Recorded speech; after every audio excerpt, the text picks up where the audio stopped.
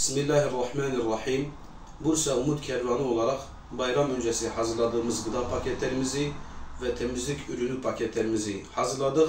Bayram öncesi ihtiyaç sahibi olan ailelerimize dağıtacağız.